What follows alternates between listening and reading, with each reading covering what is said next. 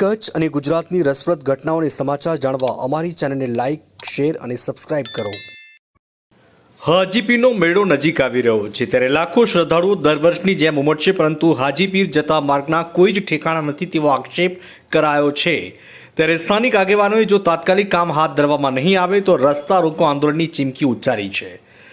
ઢોરોથી હાજીપીર સુધીનો 16 કિલોમીટરનો માર્ગ અત્યંત બિસ્માર હાલતમાં છે અને આ કામ શરૂ નથી કરાયું ત્યારે સ્થાનિક લોકોને ખૂબ જ મુશ્કેલી પડી રહી છે તેવી રજૂઆત કરવામાં આવી.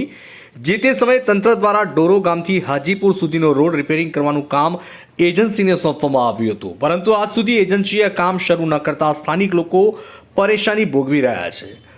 આજે લુડબાઈ જૂથ ગ્રામ પંચાયતના સરપંચ જબ્બરભાઈ જત, હાજીપીરના સરપંચ હાજીભાઈ મુજાવર તથા સ્થાનિક આગેવાનો સુલતાનભાઈ જત, યાકુબ મુતવા સહિતના લોકોએ કલેક્ટરને આ અંગે આવેદનપત્ર પાઠવ્યું હતું અને કહ્યું હતું કે જો આ કામ તાત્કાલિક હાથ ધરવામાં નહીં આવે તો સ્થાનિક લોકો રસ્તા રોકો આંદોલન કરવા મજબૂર બનશે.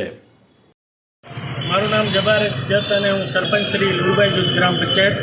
આજે આપણે કલેક્ટર સાહેબ શ્રીને ઢોરોથી હાજીપીર 16 કિલોમીટર રોડ જે 2 વર્ષથી લથડતી હાલતમાં છે, જે એજન્સી દ્વારા કામ રાખવામાં આવ્યું છે, છતાં એજન્સી કામ પૂર્ણ ન કરવાના કારણે આજે ફરી એપ્રિલની અંદર મેળો આવી રહ્યો છે ને ત્યાંના સ્થાનિક લોકોને અંતિ હાલત ખરાબ રોડના કારણે બહુ પરેશાની ભોગવવી પડે છે.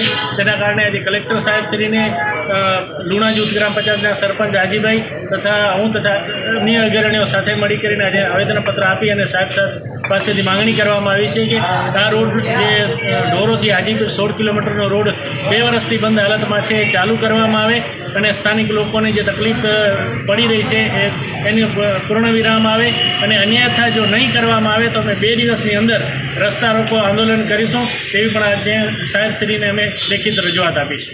અમે આજે હાજીપીરની રોડ બાબતે રજૂઆત કરવા માટે માર્ગ અને મકાન પેટા વિભાગના સાહેબ અને કલેક્ટર સાહેબને કરી છે કે રોડ જે ટોટલ 32 કિલોમીટર છે એમાં 16 કિલોમીટર એજન્સી જે બનાવ્યો તો આ રોડ પણ પૂરું તૂટી ગયેલ છે અને ઢોરોથી કરી હાજીપીર સુધી રોડની હાલત જ નથી બચી. રોડ છે જ નહીં, ઉપર મેળો આવે છે. આ મેળાથી પહેલાં અગર રોડ રિપેર કરવામાં નહીં આવે તો અમારી સરપંચ અને આખી જે ઢોરો, લુડબાઈ, ઓઠુંગરી જેટલા પણ ગામો આવે છે આ બધા લોકો ત્યાં સ્વૈચ્છિક કાનૂન ભંગ કરી અને રોડ તોડી નાખશે, જેમાં જે પણ નુકસાની થશે અને કે પણ એમાં ટ્રાફિક જામ થશે તેની સંપૂર્ણ જવાબદારી માર્ગ અને મકાન પેટા વિભાગ અને એજન્સીની રહેશે.